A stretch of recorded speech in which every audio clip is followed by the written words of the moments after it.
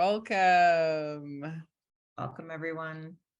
It's a real treat to have all of you here at this conversation, and we're just really thrilled to be having it and excited to get your voices in the room and to get to explore this topic together. We'll start off with just an opening question. We are curious about what drew each of you to this conversation, so we'll explore that in a minute. Aprilhelen and I will each share just a little bit about our own personal history with this topic and our goals for the conversation.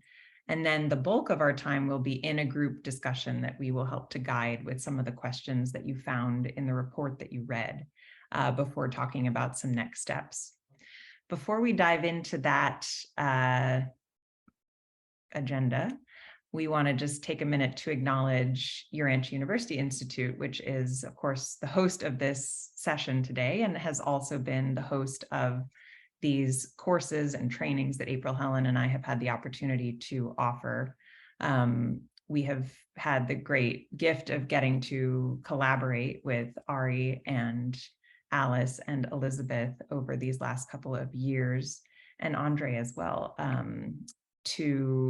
to explore this very topic that we're here today discussing. So this is definitely a fruition of a longstanding conversation that, of course, is continuing from here into the future. And we also want to acknowledge the Crestwood Foundation and Peter and Eileen Lawrence and Jeff Thies for the opportunity to write the report that you all got a chance to see, which was supported by them. So I want to just offer the floor to Elizabeth for a couple of moments. Elizabeth, if there's anything you want to offer just to welcome folks today. Thank you.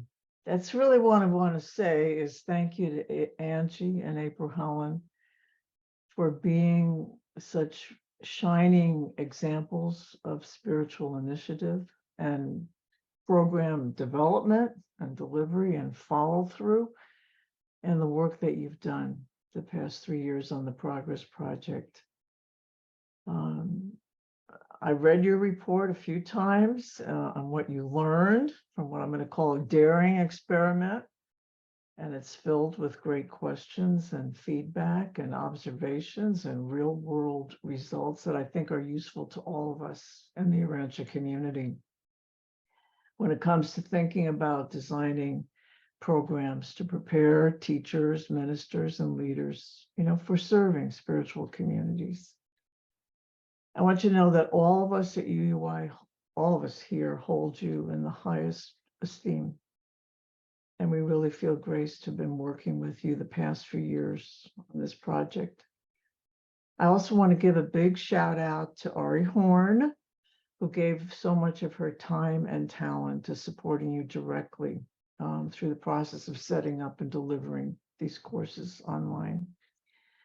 And I want to commend the two of you for daring to be teachers, leaders, and ministers. We need more women like you and men too, who are willing to use their spiritual imaginations, right, and insights to construct new ways of designing ways to bring people to God and God to people. Just want to say that our business is spiritual progress, progressive spiritual education, and that this I see as a big part of the Paradise Trinity's divine enterprise in which we are all employees.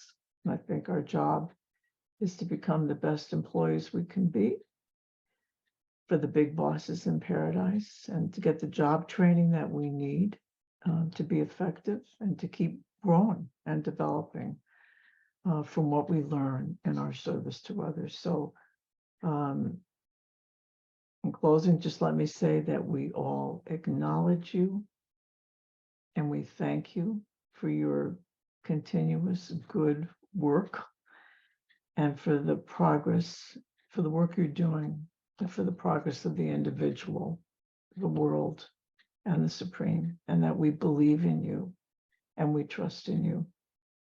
And we urge you to just keep going and blazing new trails and nurturing connections between God and people. Thank you. Beautiful women. Thank you. Thank you, Auntie. We will.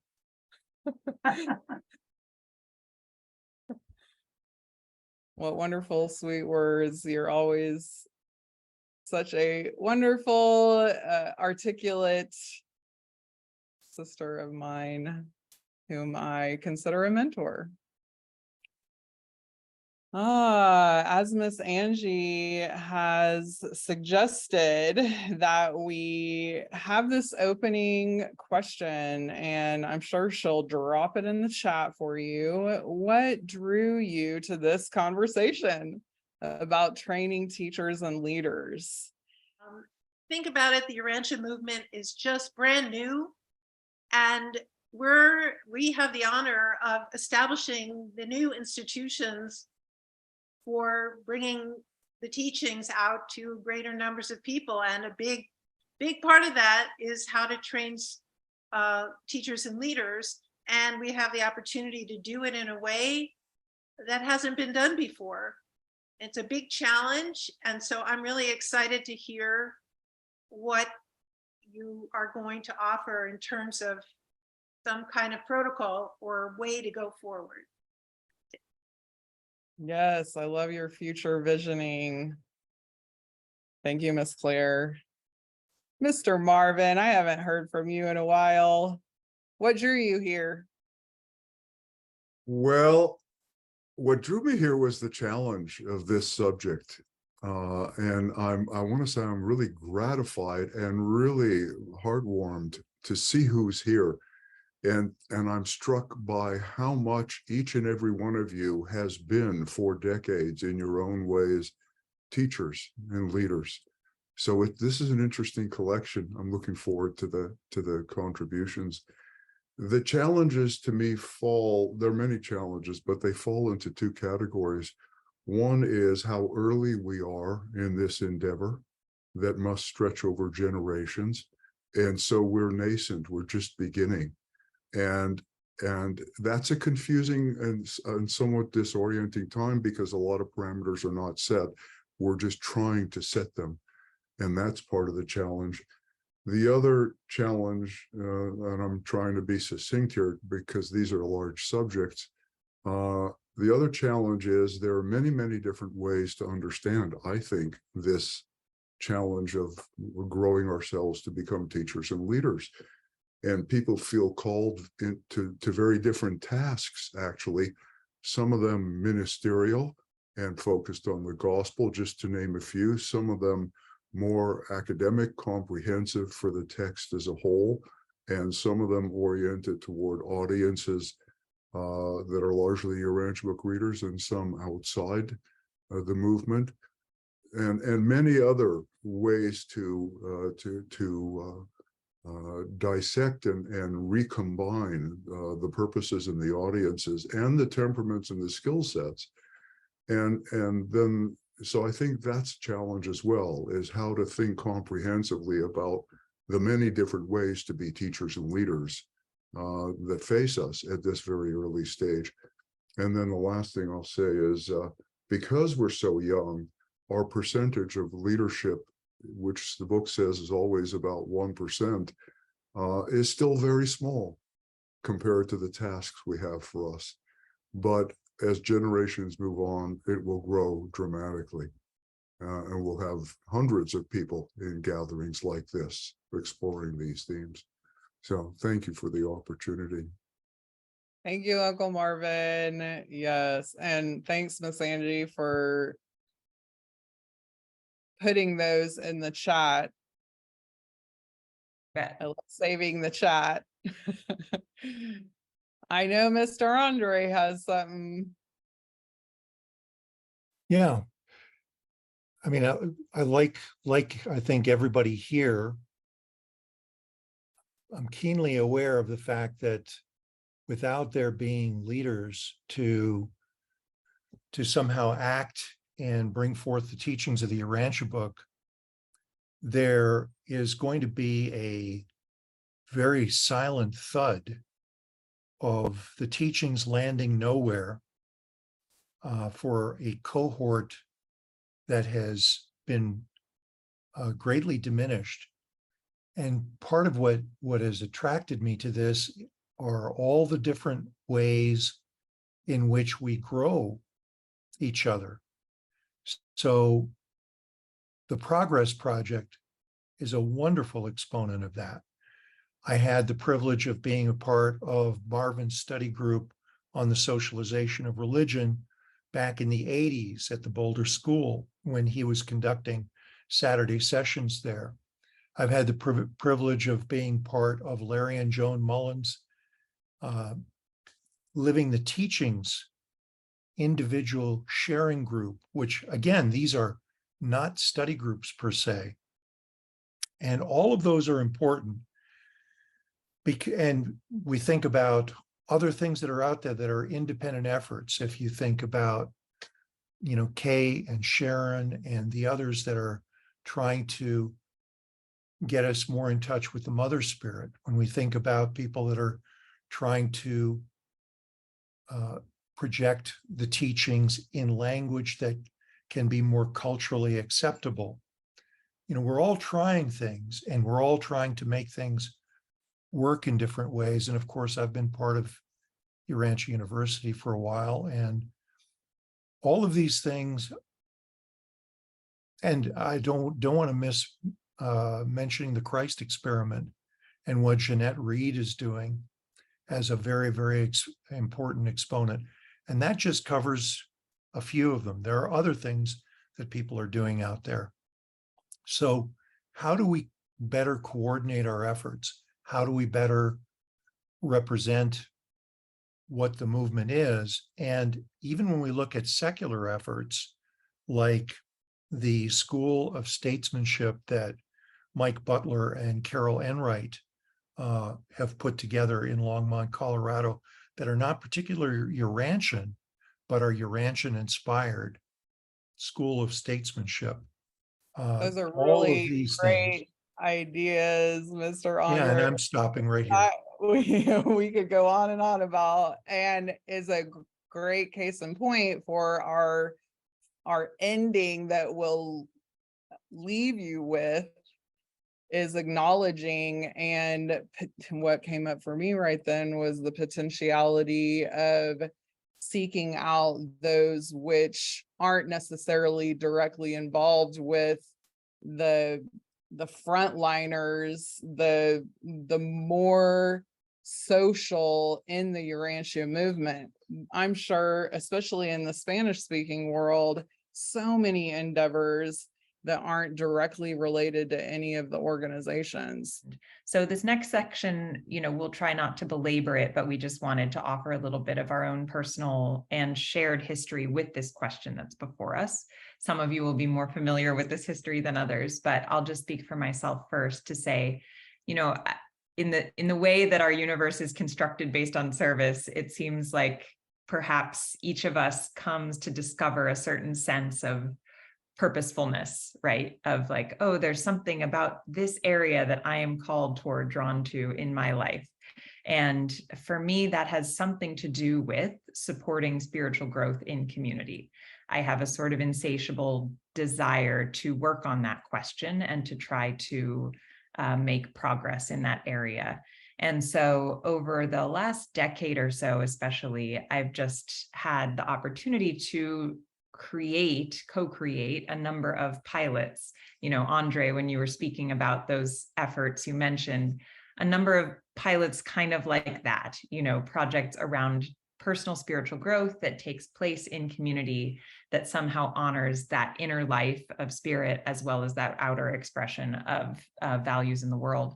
And one of the great opportunities I've had to do that has been with Aprilhelen on the Progress Project. And as you would have read in the report, and I've encountered this in the other efforts that I've undertaken as well, there is a point at which that type of work hits a limit that I don't think can be overcome without teachers and leaders. That small groups of people, peer-based groups supporting each other in spiritual growth they can exist basically autonomously in a small form. But as soon as you want to start scaling, as soon as you want to start offering a model that can spread, and as soon as you want people to be able to learn from those who have walked on that path for longer, then there arises a need. And this is exactly what happened with us in the Progress Project, where we discovered the need for this role that we've been describing as the server role. But also a need beyond that, because at the moment, Aprilhelen and I have been teaching, but there's a limitation in only having 2 teachers, right? And so how do you train teachers? How do you train leaders? So of course, this is what backed us right into this question that we explored in the report, and that I think both of us will continue to be exploring with our lives. So in terms of my personal goals for our remaining hour, part of it has already been achieved, which is just to see who's interested in this conversation, and you all have shown up here and made that clear. And so then beyond that, it's a question of, what models, what insights do you all have? What about any learnings that we are sharing resonates with you? And as we come to the end, we'll also just be curious, knowing that all of us are interested, it's helpful to just visually see that we're not alone, those of us who are interested in this question, and that there are opportunities to collaborate going forward. So that's a little bit about what animates me in having this conversation with you all. I will let my sister share about that for her, and then we can get into the heart of the discussion. Yes, thank you, Miss Angie. It's been so cool over the last 15 years of our relationship, seeing each other mature in various ways, and now with you with a baby. I love that you use the word animate, and that just lifted me up a little bit more about my enthusiasm around growth, personal progress, and helping others. And I saw that at such a young age. And it started in a home, as most of you know. Angie and I are both 2nd generation students. So which I know now at this point, our lives growing up in our respective homes were radically different. And so to even be able to have these 2 perspectives reminds me of what my brother Don here always lifts up, the fascination around systems, people coming together, and each time 2 people come together, it's a new thing. And then you build on that, and all of these different talents and minds coming together to develop a new thing, whatever it may be. And through my own personal career of teaching yoga on and off of the mat, not just the physical form, yet body and spirit. And then through what is now, of course, the Progress Project, yet the new emerging School of Service, the new branch of UUI. And then from the fellowship and the web content committee through Spiritual Growth Conversations, the Art of Universal Language, where it's literally started out as a training program for finding hosts of these conversations to speak in non-Urantia-ese to capture a broader audience, something that we've taken into the School of Service as well, to move beyond and not be siloed within the Urantia community. And then finally, as Angie and I are just on, we've been doing it several years through Vine of Hope Ministry over in Uganda. I feel like that, I'm getting goosebumps, that it's a new level of a dream that I've had since 10 years old, of supporting children in a new way in a far off land. And then just seeing how all of these different things that Angie and I are together in, and then individually in, and how all of those interact with all of you, and say Jerry and Free Schools, our conversation, the Lawrences and Crestwood, the fellowship, Jeff, and all of you involved. And I personally want to give a little shout out to our brother Kurt here, who, and I don't see Steve in the house. Yeah, Miss Claire. Our two, as you probably read in the report, are servers who are collaborators with us in this conversation of moving forward in a scalable way of the Progress Project and its service corps. I, like you, Mr. Andre, could go on and on about my personal stories and hear from you as well, because that is how we can expand each other and ourselves, by learning our personal deeper, especially, the challenges and the negativity, so that we can learn how to grow through them gracefully as we have support systems on all sides. Thank you. So yeah, this next part, it may become a little more free-ranging, but the way that we've imagined it is that we would kind of dive deep into these three questions that organized our report. The first one being, how might we train Jesusonian leaders? One of the key insights that guided our entire pilot effort, and that guides this conversation, I think, for the two of us, is really about how do you create a leadership training that is actually about cultivating a way of being?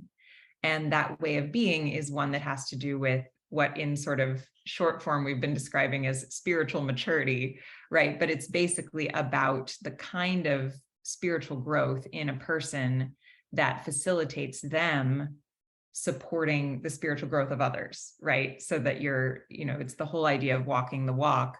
But specifically Jesusonian leadership, as we proposed a kind of, I don't know, not necessarily a definition, but an idea of what that is, something like the balanced expression of spiritual values in a way that is both accompanying and guiding. Again, not claiming any finality to this description, but just that it sort of evokes what we tried to work toward.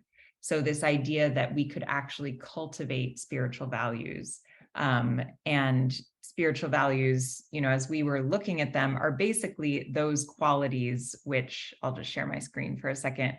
These kinds of qualities, right? The qualities that Jesus lived in perfect form, and that all of us are aspiring to grow into. So these are values that, as Tom Choquette likes to say, they are available to everyone, they're enacted in relationship, and they lead to love.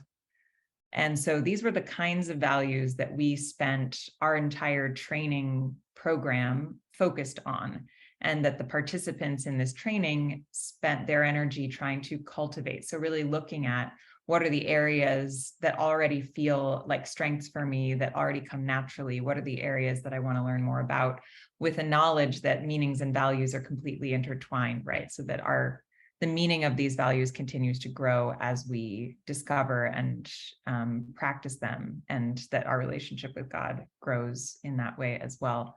So that was kind of where we landed on it, and that, basically these qualities of Jesus's character can also become the qualities of our own.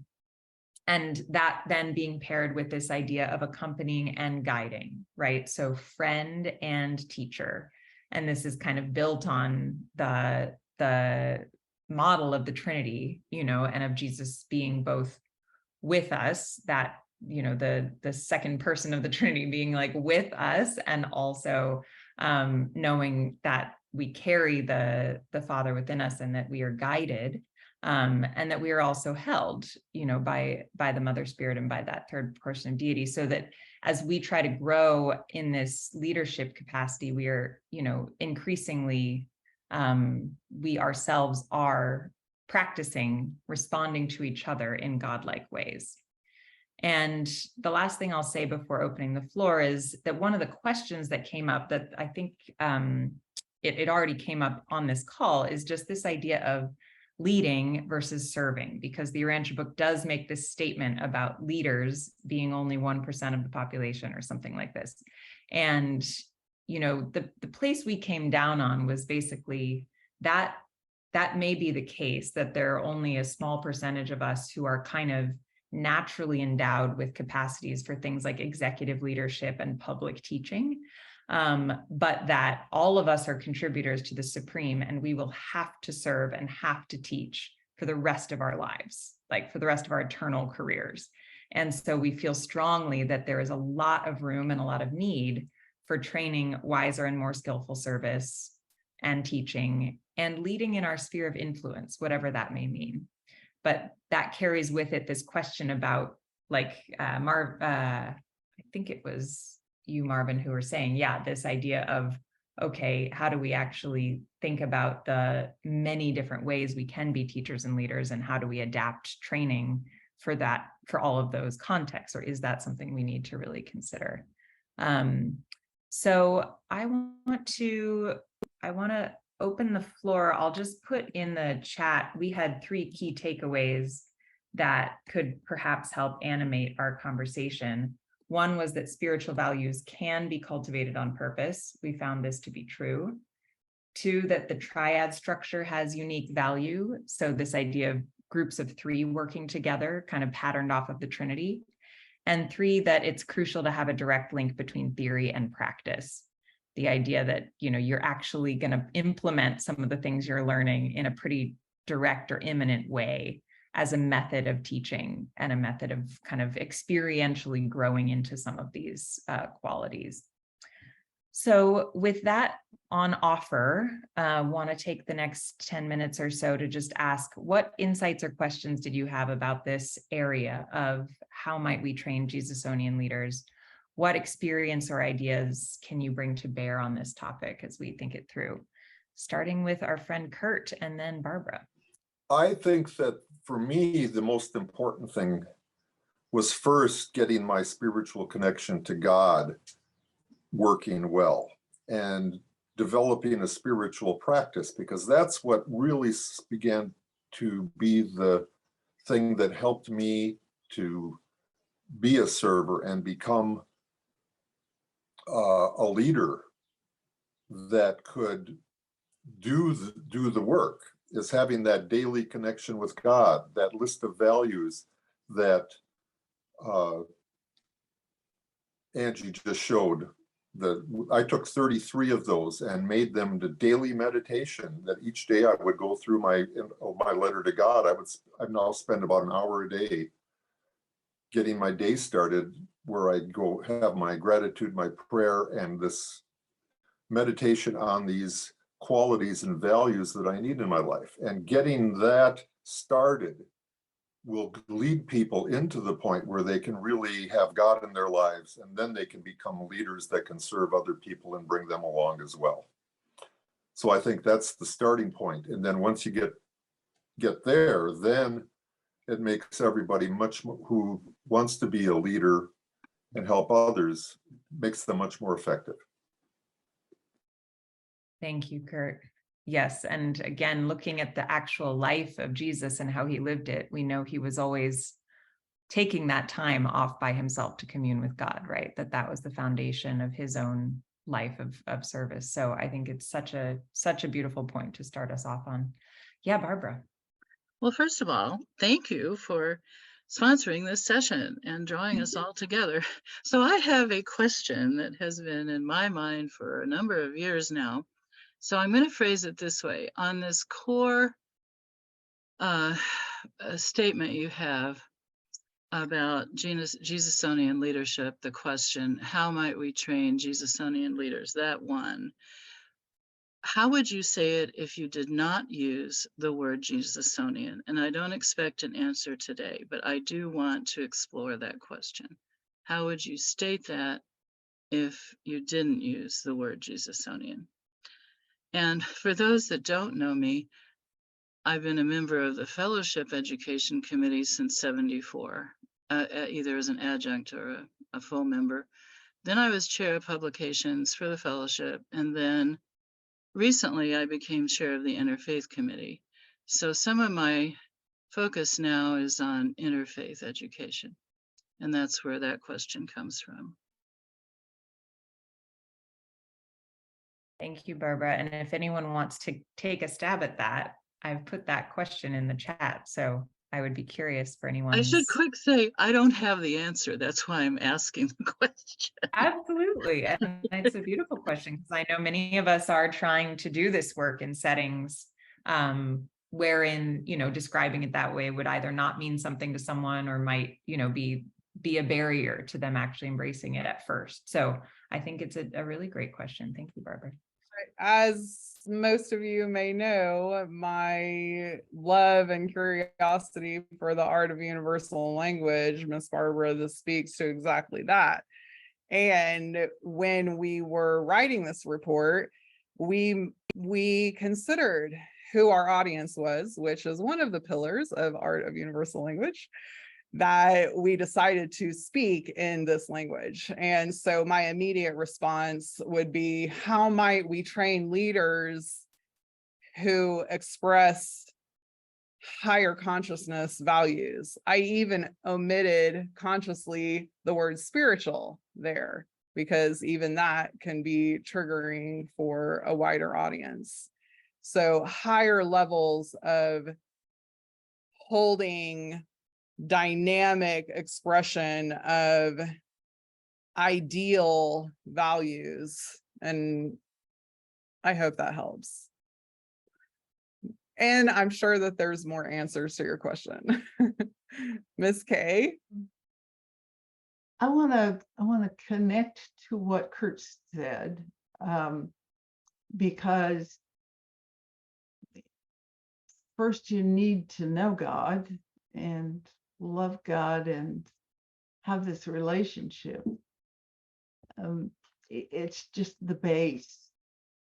And the next step, in my opinion, is to allow God to use us, to allow the Spirit to flow through us. You don't have to worry so much about what somebody's going to do if they are Spirit-led. And that's been the focus that Sharon and I have really been on, working toward that very goal of being able to help people be as wisely and broadly Spirit-led as possible. That's the focus of our course that we've been so long working on. So that's, I think, a really basic thing. Thank you, Kay. Yes, and I think this actually flows really beautifully into our next question, because I just wholeheartedly affirm what you're saying, Kay, and I know Kurt spoke to it as well. And the thing is, each one of us can do that on our own, and I know that all of you who are here are doing that. The thing we've found is that it can be really effective and kind of potent to intentionally cultivate a culture where we do that together, or where you at least know that everyone there is doing that on their own, right? And so we talked about that in the report as a Spirit-led culture. But as we are here within the Urantia community, even knowing that many of us are trying to work and serve outside, we all are familiar with this community and know some of the ways that sometimes we can veer into being sort of more intellectually focused, or where we can sort of lose track of that kind of Spirit-led orientation as the guiding star. And so it's something we really try to do with the Progress Project, as you know, Kay, of just to make that kind of front and center, that we're going to experiment with cultivating a Spirit-led culture on purpose here in this space, and of course that's because we know that our spiritual life and spiritual experience is personal at the end of the day. Anything that happens in a group setting is going to be experienced differently for everyone there. But we also felt like it was really important that we at least try. So I want to turn it over to Aprilhelen again to sort of frame in the second question on that topic, because it feels very, very connected to the first. Yes, and thank you all who spoke your voices. So as we move a little bit further into our second main question, how might we foster a spirit-led culture? What might the role be of teachers and leaders in that spirit-led culture? And again, I just want to reiterate, Miss Barbara, and those who you know me of working closely with this idea of expanding beyond those who have read the Urantia book. So holding the beautiful tension between, which it's not, I know I love Miss Elizabeth as we share this idea of it's not either or, it's both. So how do we do it within and without? So what comes up for me is, from what we said in our report, our vision here is to help to foster a culture in the Urantia movement that idealizes the discovery and expression of spiritual values as a path to becoming the best versions of ourselves. And how do we do that? Within community. And because some of us may know about blind spots. And I think it's even written in the Revelation that we're often even mostly unconscious of our growth, and it takes others to allow us to see the reflections and mirror and see where we need to grow as we engage in relationships. So true leaders, and I've heard it said, Mr. Marvin, you brought up, it's really only 1%. So Angie and I have really held that curiosity of, can leaders be developed? Is it just a natural tendency? And there again, it's not either or, it's a both. And yet at the root of it, in this progress project, in a greater sense of the word than just the project itself, that to truly know yourself.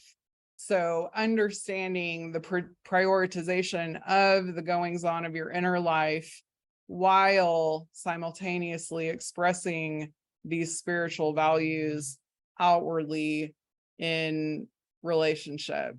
And this importance of sharing our inner lives with each other, like Miss Angie said, especially choosing with intentionality the people who are intentioned on that same path of growth. And as we know, in not only spiritual settings, yet political systems, government, corporations, that the leaders shape the culture. So if we are intent on creating a spirit-led culture, it seems fitting that we go deep inside and really look at the integrity that each of us are living up to. So this idea of acknowledging our strengths and again, surrounding ourselves with integrity-filled support systems, really choosing wisely how we spend our time and energy. And what we came to through the report that you probably read, that we focused a lot of our contemplation around communion leadership. And something that arose during one of our earlier courses mentioned in the Revelation is this idea of the Jesusonian way to resolution seek through interpersonal challenges. So I'll dive a little bit into the first one, the communion leadership, which was a really fascinating, it's still a fascinating thing in my mind to offer that space. And of course, as you know me, this idea of how we do it most universally, where everyone feels acknowledged, respected, included. And of course, that communion leadership is going to look different depending on your audience. So some of the key learnings here was, one, we understand that the person literally has to have a personal desire to want to lead the communion time. We attempted to have it be a requirement so that you could get the practice and see if you like it and if it really resonated with you. And then and offering that, each of the individuals were able to express their favorite way of devotion and worship towards God and the community, the love in the community. The other three poignant factors starting out with a collective intention of any group meeting, whether it's a spiritual or corporate setting, that is important to know what we're getting ourselves into. And then a desire to touch the divine heart. Now, this is where right now it might be different from political and corporate world. However, I know from my beautiful Auntie Elizabeth that her work with bringing love into the corporate setting and other places and people and systems around the world now are bringing these higher level of spiritual expressions and values into all settings towards the era of light and life. And then lastly, these communion leaders, each of them inspiring an individual feeling experience being in God's presence, free from distraction. So those are just our very baseline first draft offerings of how we may think about inviting leaders into that communion space. Now, this other one really hit home with me, the Jesusonian interpersonal resolution seeking. And as soon as we started teaching it, I started practicing it, and it did not take me long to step out of my less productive habits. And so if you don't know what the Urantia says about the way Jesus handled interpersonal conflicts, is first you go directly to that person and in a loving way share your grievance and ideally recenter back to love. Now, if that doesn't happen, you pull in another mutually respected friend, individual, to hear both sides, and again, ideally recenter in love.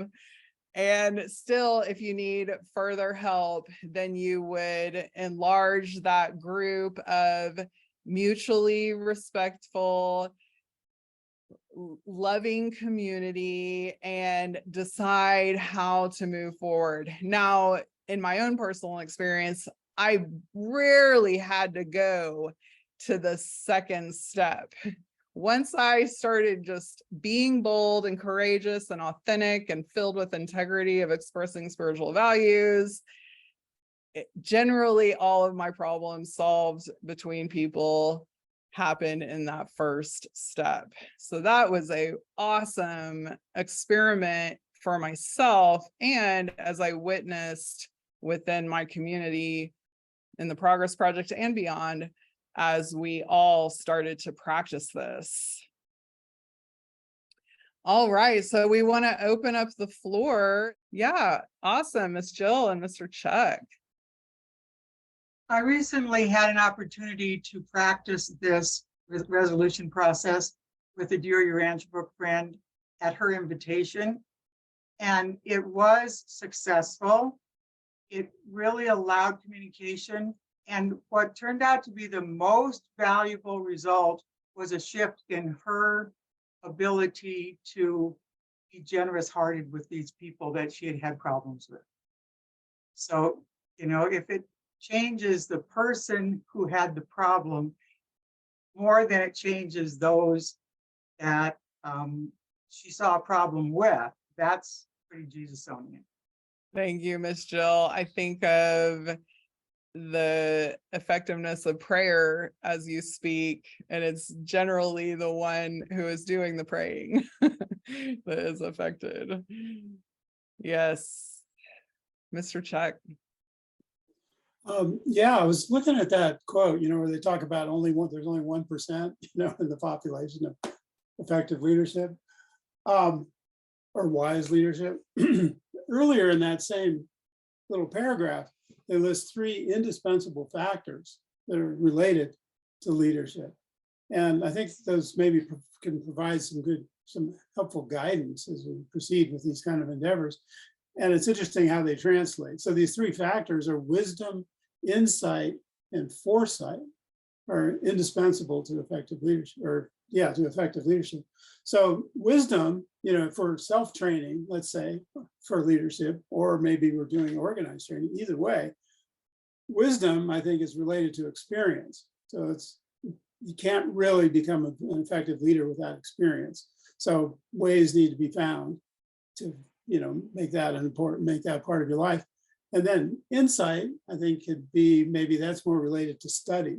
So you have to understand what's going on. And that's maybe study could then be part of that. But the third one I think is super interesting, and that one's foresight. And what I find interesting about that is it ties directly to one of Jesus's teachings about worship, where he says that worship is intended to anticipate the better life ahead and reflect that back into the present.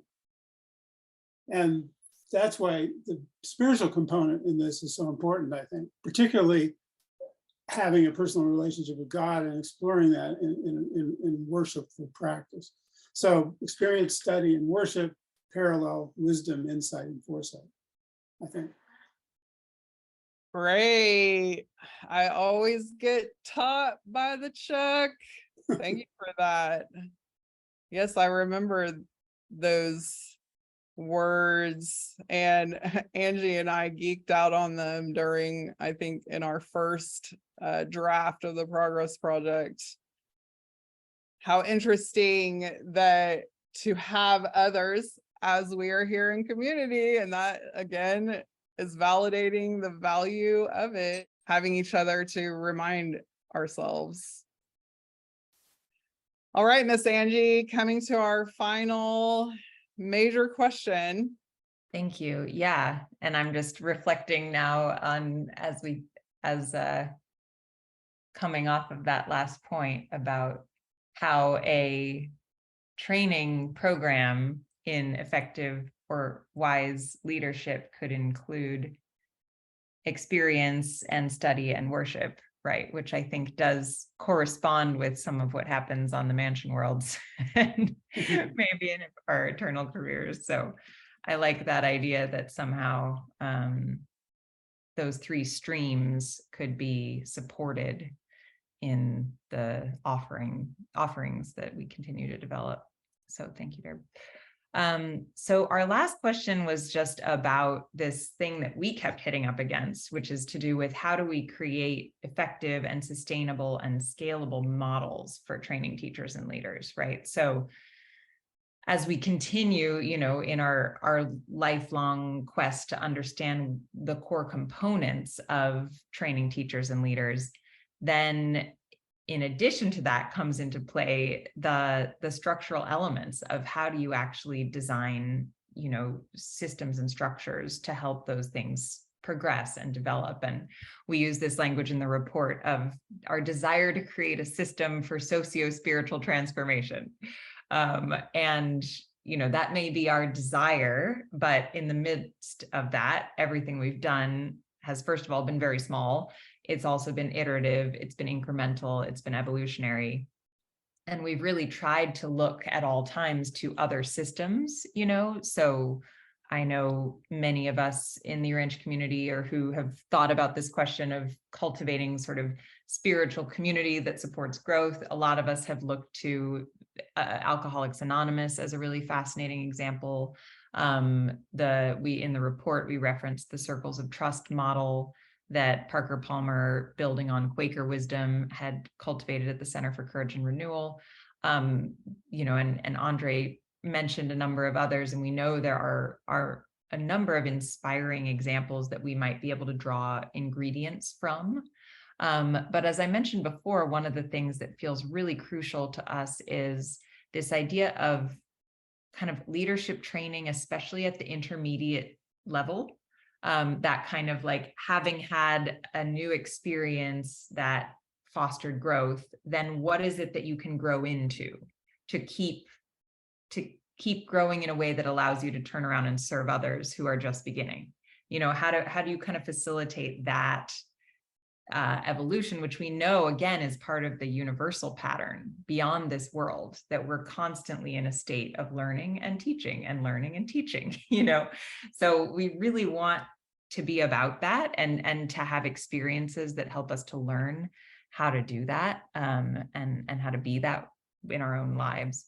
So I think for this last portion of discussion, I will just put in the chat these key questions that we named in the report, that are questions we were left with at the end of our work this last year, and just see if there's anything here that sparks for all of you. I mean, as we head into our last half hour of the conversation. So one was, how might we appropriately modulate the intensity of leadership training so that it's fit for purpose? You may have read, we had a great quote from Kurt about how he felt like he was being drafted into the service army because what we had put together was so intense. And maybe that was a mismatch, you know, maybe it was a mismatch of intensity for purpose, but we're also clear that sometimes rigor is really important for the kind of work that we're seeking to do, and that I think a lot of you are seeking to do. The second thing is just about, you know, in our case, in many of the organizations we work with in the Urantia community, they tend to be spirit-led, non-accredited, and volunteer, you know, sometimes with staff, but we're curious, what are the essentials of training teachers and leaders in our context, and which elements can be more flexible, you know, knowing that we're not, at least for now, and maybe ever, going to be in that sort of more, I don't know, the more traditionalist sort of capitalist model of organizational structures. And then lastly, what components of language and structure will be most appropriate to include? This is maybe more on the topic of universal language, but you know, as we do develop models that we believe in, we do want them to be able to travel beyond the Urantia community. And that's been something that's, I think, key to a lot of the work that's happening among you all in this circle. So the question of what components of language and structure can travel and carry, and which ones need to be adapted if we go beyond the Urantia community with some of the processes and programs that we develop. So those are all questions connected to this general question of scale and of models for this kind of work. So I'll just open the floor again. We have about 10 minutes, and I invite you to share anything on those topics, or more generally that may have come up over the last hour plus that you're mulling over at this point and want to get out into the space. We'll start with Don. You spoke about developing structures, and I think that if that happens, we should, I would hope that we would embrace two of what I feel are very important Jesusonian concepts of, one, having a democratic structure. And maybe the most important and telling is embracing and practicing gender equality in that structure. Thank you, Don. Yeah, and you raise a good broader point also just about the principles that would govern such structures, right? And so you've just brought up two that are very important. Something that I think we found very effective was the experience of teaching in a pair, which, you know, so part of it is like the things that become principles that are kind of, this is the way that we do this work. And then the other, you know, and then what are the things that you can kind of be experimental with and see what works best. But yeah, you're raising things that we can also look to the Urantia book and try to discern as we address these questions. I have a question because I'm a little confused. I hear you asking about training, and then I hear outcomes, which are more like in growth. To me, training are, you train someone and those are learnable skills. These are behaviors. They are, they have to be learned through practice, repeated practice many times, but they're skills and they're well learnable. But then when I'm hearing outcomes, and I might be mishearing, but I'm getting growth, words like growth, and things that are more attuned to characteristics of a person, a loving personality, a gentle personality, an empathetic personality. And while we can learn into those things and grow into those things, those don't seem to me to be trainable. So that's my confusion. On the one hand, you're asking for, what can we do to train people? But on the other hand, I'm hearing, and again, might be mishearing, that you want outcomes that are not trained skills. I'm done. Thank you. Thank you. And I think you've just hit on something that is so central to this whole challenge. And, you know, that we are very curious about and continue working on and are glad to be talking about with you all, because it feels very much to me like it is both, that in order for the kind of work we're talking about to happen in a true and fulsome way, there are qualities of being that are necessary among the people doing the work. And so it's a question first of how do you create spaces where those qualities of being can be cultivated, knowing that that starts with a relationship with God and that is personal, but that personal work can be done in community. But alongside that, to your point, there are absolutely skills that are necessary that are somewhat contextual depending on the kind of work that someone is doing. And you know, in our case, you may have seen this in the report, but we kind of listed a little bit about the curriculum.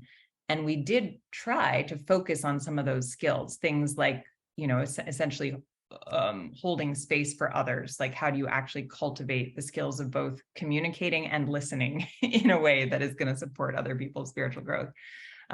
We talked about the kind of supporting the people in your group in navigating interpersonal challenges. How do you actually learn how to do that? And we used case studies and had people practice it. And, you know, so things like this was particular to our project, but I just want to affirm, I think there will always be actual kind of hard skills, as it were, or soft skills, you know, using that language, that will need to be taught in these kinds of training programs alongside space being made to cultivate a way of being. So that's my initial response, but I hope that others will touch on it too. Hi, everyone. Looking at these questions, the thing that, I'm also in this point of more questions than answers type of mental state right now. So I feel just compelled to ask more questions. You know, you can observe something like these circles of trust or any of these other programs that could be viewed some percentage complementary to what is the philosophy of the, you know, this discussion. and the first question I ask is like, why doesn't everyone just stop what you're doing, go do that thing, right? Like, and then everything's coordinated all of a sudden, because then, you're in that container and everything's coordinated in that container. And so I think, the heart of my question is just like, what is the tension that exists around the ownership of groups that is irreconcilable with this idea of scalability as a goal?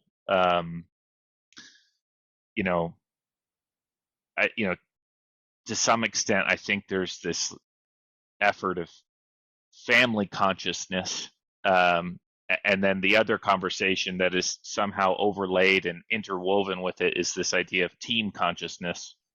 And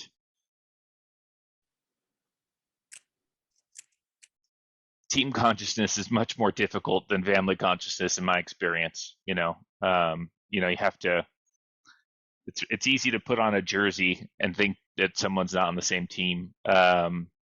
It's easy to so really that to me is just the open question is how to, as it relates to this idea of scaling. Thank you, Aprilhelen. Is figuring out how to, and even the earlier question as it says something like these seemingly independent activities, right? At some level, God is orchestrating all these things.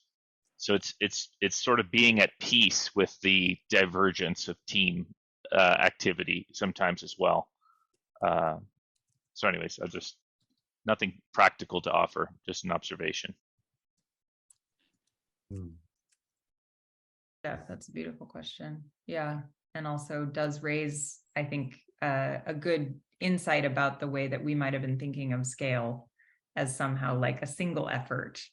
But a sort of team consciousness would potentially allow for the greater proliferation of efforts to be seen in that way as parts of a whole. So anyway, yeah, thank you for just bringing that up. Alice. So I kind of want to go back to this discussion about hard skills, and just that, there's a foundation that's needed in a person's own spiritual experience, and that there's growth that happens over a period of time, and that growth can be intentionally cultivated. But then there's a lot more to a building than just the foundation of the building. There's this whole, upper structure. And I have this tutorial on my mind that I recently watched. It's about how to ask really engaging questions. And as someone who, I guess I'm someone who doesn't have any training in teaching, but, I hear podcasts, and it wasn't news to me that there are good ways to ask questions and bad ways to ask questions, but it's not something that I am practiced at. And just in watching this tutorial, I can see that, yeah, there's a lot to learn there. And especially when a person starts applying those high quality skills into their own teaching experience, that's something that takes time and practice. And I think things like that really have their place in a teacher training program.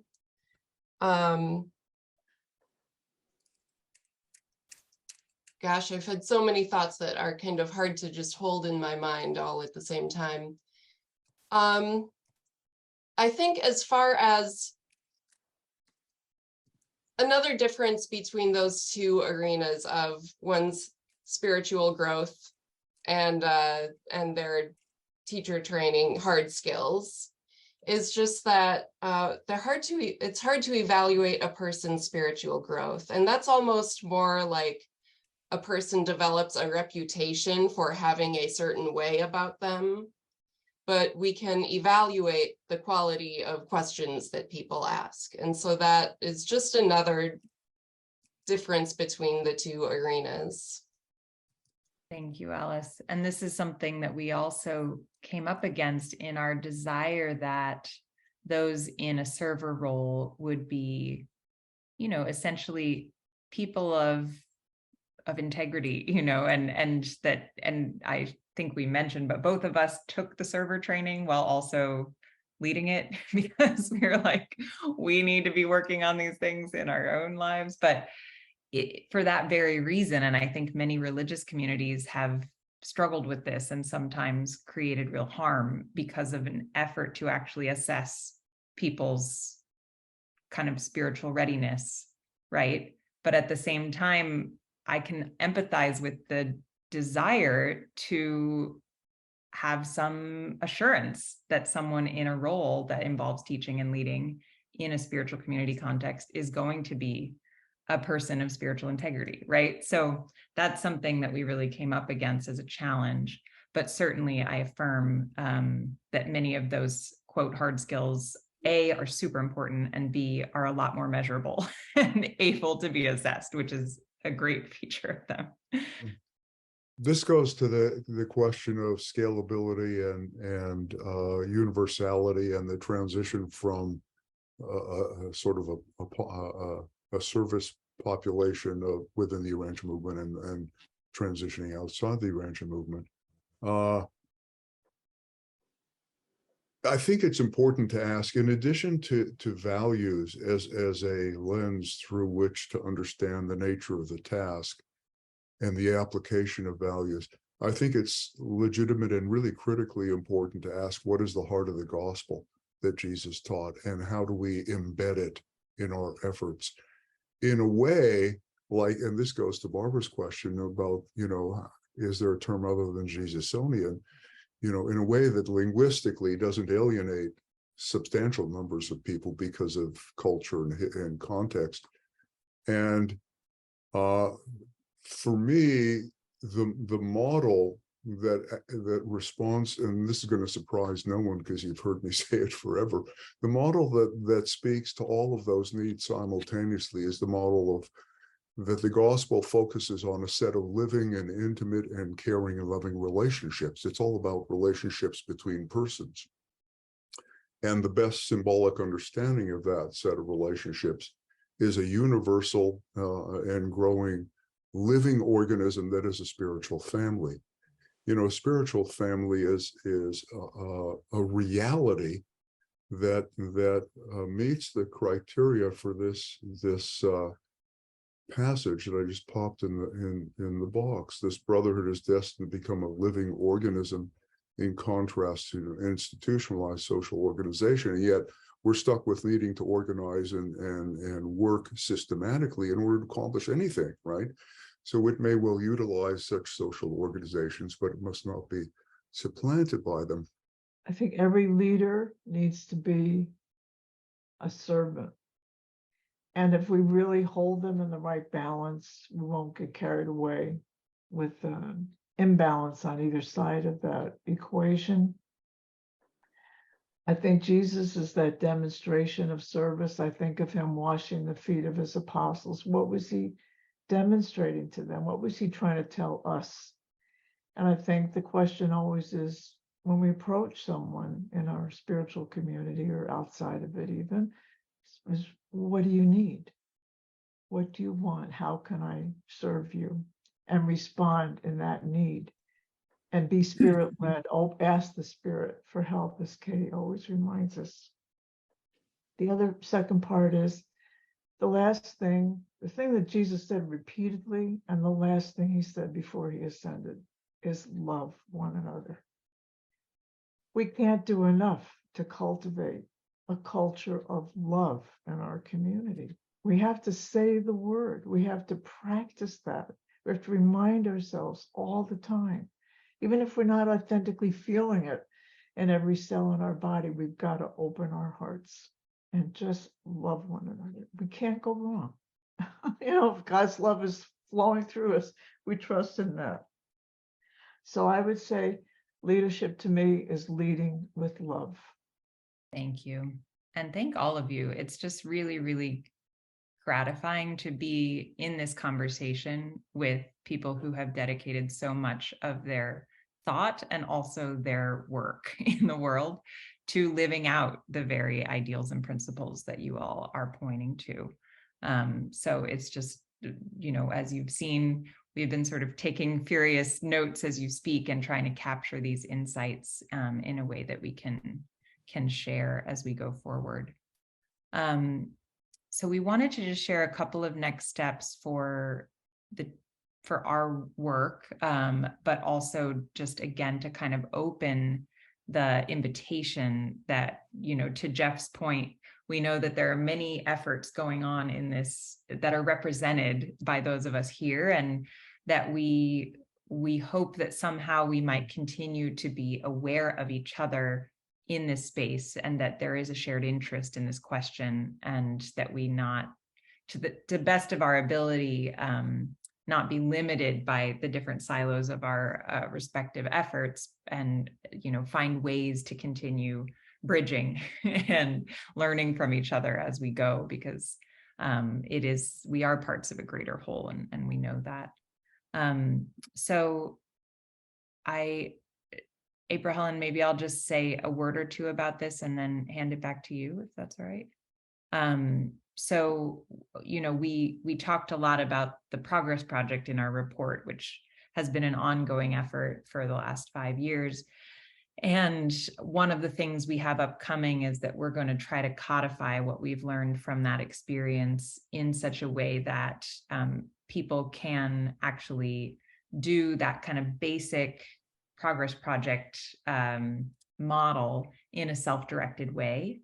And that, you know, so part of this is related to the scaling question, but that self-direction would not mean that the people would be on their own in doing it, but rather that the whole core that we've established of servers and of graduates of the Progress Project course could be available to help onboard, support, and accompany people who take it up next. So that's one curiosity that we're going to explore. But as far as the leadership training, we're really, we were fortunate to speak to Elizabeth and Ari and Alice about that. And one possibility that's not yet confirmed is that we'll be able to integrate some of these learnings into the teacher education program that UUI is developing, which would be really exciting, just as a way to kind of continue to embed these learnings into some of the great work that's happening there, that's expected to continue living for a long time to come. So those are two things I wanted to lift up, but is there anything, what else would you add to that, Aprilhelen, about our next steps personally? Yes. Well, what comes up for me in this moment is back to Mr. Jeffrey and this idea. And I just wanted to lift up that we already do have people using the Progress Project framework in their own groups. And whether it's fully useful or just taking parts of it, Angie and I are flattered to have you do whatever you want to do with this information and the Progress Project. Like Miss Angie said, our next step for UUI specifically is getting the Progress Project into the self-directed venue of that campus. So, and of course, I know many of you have heard me say it before, one of my lifelong visions of a UUI brick and mortar as a template for many around the world towards the era of line life. Schools that are not just schools yet like those of the Melchizedek schools or the Garden of Eden, or even in Jesus's times with hospitals attached and sustainable farming educational centers. So whether that happens in my lifetime, that is one of my main goals whether it slowly is utilized within the Vine of Hope ministry in Uganda, or when UUI itself is a brick and mortar, or whatever it looks like in my own community or in each of your communities. And that is the beauty of the world not being the same without you and you and you and you. And each of us coming into our unique visions and talking about them and gaining that insight that we have in our quiet time with God and all of the orders of angels and midwayers by our sides. And then as we come together with these visions, so I leave you with an encouragement of talking about it, writing down, building vision boards or journaling like Mr. Kurt does, or however you like to do, and getting these ideas, cultivating them into action with each other in community. I can be your cheerleader for sure in that way. And so as we close over the next 3 minutes, we want to once again circle back around to our appreciation of you showing up here today and being curious about this conversation. And we will take in what you've shared in the chat and your words, and continue our ongoing experiential experiment within ourselves and for you in this community and beyond the Urantia Book movement.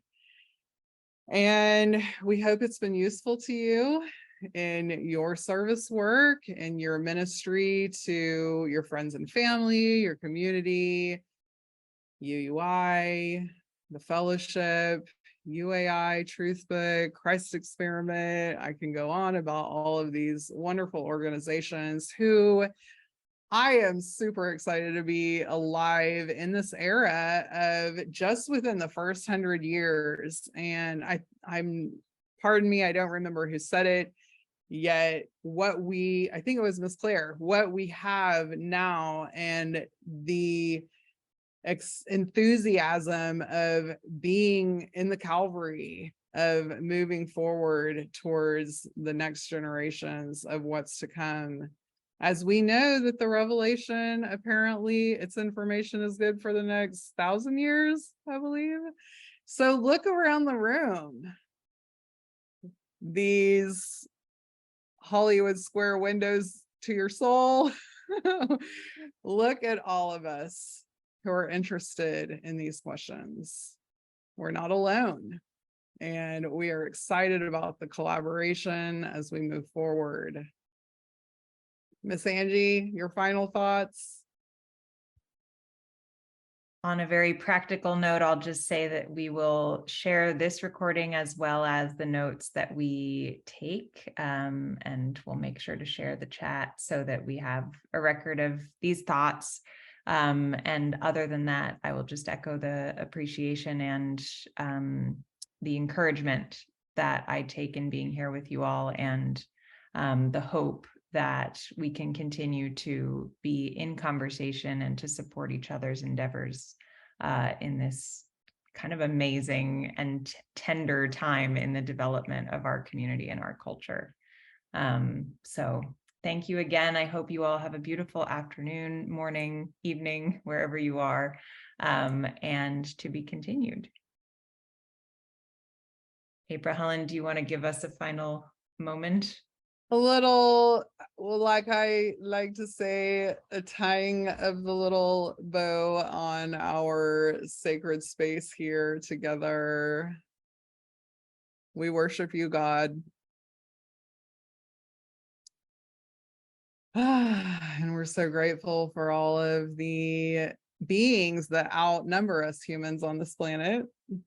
And that comforts us to know that we are well supported as we continue to be in relationship and community with each other as we move forward for the Supreme.